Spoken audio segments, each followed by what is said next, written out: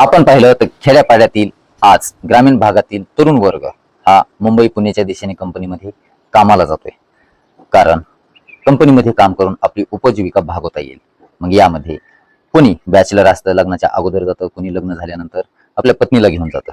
अशीच एक घटना समोर आली एका नवीन लग्न झालेल्या दाम्पत्याची. दोघही तारुण्य अवस्थेतील.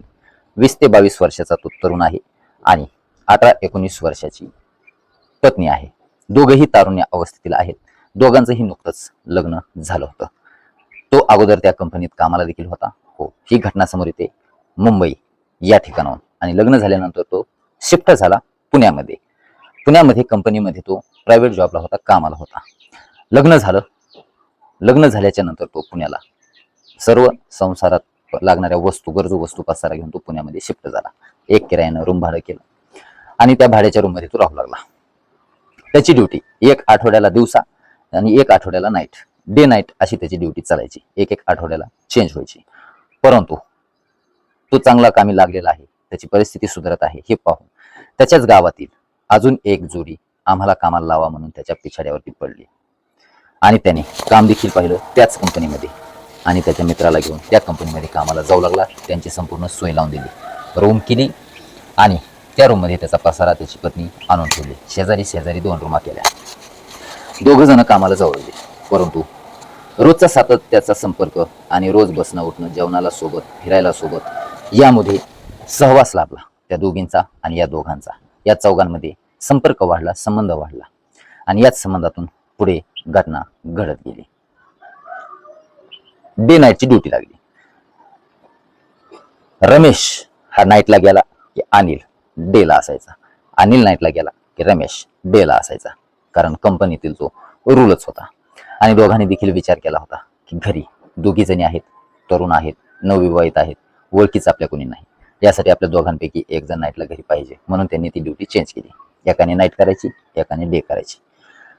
ज्या वेळेला रमेश नाईटला गेला त्यावेळेला अनिल घरी होता. आणि अनिल 4-5 महिन्याच्या त्या संपर्कामध्ये ओळख झाली होती आणि रमेशच्या पत्नीवरती अनिलचा जीव जडला होता. अनिलच्या पत्नीचा देखील, रमेशच्या पत्नीचा देखील जीव अनिलवरती जडला होता. रमेशला आणि अनिलच्या पत्नीला याची भनक थोडीही नव्हती. ज्या वेळेला रमेश नाईटला गेला, अनिल घरी आला. अनिलची पत्नी झोपी गेली.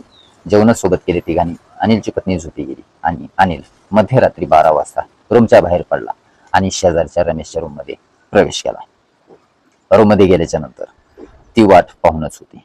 त्या दोघांचं प्रेम प्रकरण हे पुढे गेलेलं होतं. त्या दोघांनी शारीरिक संबंध करायला सुरुवात केली. शारीरिक भूक भागल्याच्या नंतर तो बाहेर पडणार तितक्यातच अनिलला त्याच्या पत्नीने रूमच्या बाहेर पडताना पाहिलं आणि अनिलच्या पायाखालची जमीनच सरकली. तिला घेऊन घरामध्ये गेला. समजून सांगण्याचा प्रयत्न केला, परंतु ती ऐकायला तयार नव्हती, रडत होती. दोघांमध्ये वादविवाद झाला, दोघांमध्ये भांडणं झाली. सकाळी उठल्याच्या नंतर रमेश नाईट करून घरी आला.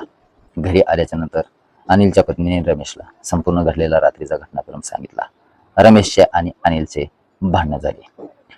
त्यावेळेला रमेशने एक अट ठेवली, जर ही अट मान्य नाही केली तर मी गावामध्ये संपूर्ण ही घडलेली घटना सांगेल आणि बदनामी करेल आणि तुझ्या आईवडिलांना, सासू सासऱ्यांना देखील कळवून टाकेल. बदनामीपोटी, त्या भीतीपोटी अनिल त्याच्या अटीला मानायला तयार झाला.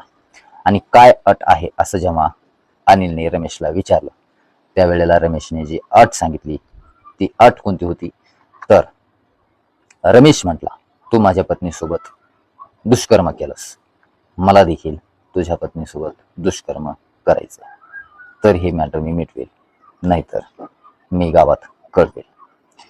शारीरिक संबंधाला अनिलने परवानगी दिली, परंतु अनिलची पत्नी नकार दिला तिने आणि रडू लागली. पतीच्या पापामुळे मी शिक्षा का भोगू असं अनिलची पत्नी म्हणू लागली. परंतु तिथे 4 जण कुणीही नव्हतं आणि बळजबरीने अनिलच्या पत्नीसोबत रमेशला शारीरिक संबंध करायला लावले. आणि या घटनेतून दिवसेंदिवस ह्या घटना वाढत गेल्या, शारीरिक संबंध वाढत गेले आणि चाळीमध्ये संपूर्ण बदनामी झाली. या चौघांचा खेळ संपूर्ण चाळीमध्ये सर्वांना समजला आणि या चौघांना तिथून बेदखल करण्यात आला. काम सुटलं, राहायला घर नाही. अवस्था ही दुरावस्थेमध्ये बदलली आणि चौघांमध्ये पुन्हा भांडणं सुरू झाली. या प्रकरणाची सुरुवात अनिलने केली, रमेशच्या पत्नीने केली, म्हणून भांडणं सुरू झाली आणि चौघांमध्ये मारामारी झाली. पोलिसांना कळवण्यात आलं. पोलिसांनी चौघांना ताब्यात घेतलं आणि समजूत देऊन, मॅटर मिटवून, समजूत काढून त्यांना एक सवलत दिली, एक चान्स दिला आणि त्यांना गावाकडे पाठवून देण्यात आलं. घरची मंडळी आली, त्यांना गावाकडे घेऊन गेली. किती चित्रविचित्र घटना समोर आली. आपल्याला आज डोकं चक्रावून जातं अशा घटना पाहिल्याच्या नंतर. आजची तरुण पिढी काय करते, थोडीही सीमा राहिलेली नाही. आपल्याला काय वाटतं या घटनेबद्दल? आपली प्रतिक्रिया कमेंट बॉक्समध्ये कळवा. MNG न्यूज मराठी चॅनलला सबस्क्राईब करा, बेल आयकॉन प्रेस करा. धन्यवाद. लेटेस्ट मराठी क्राईम स्टोरीज पाहण्यासाठी चॅनल सोबत राहा.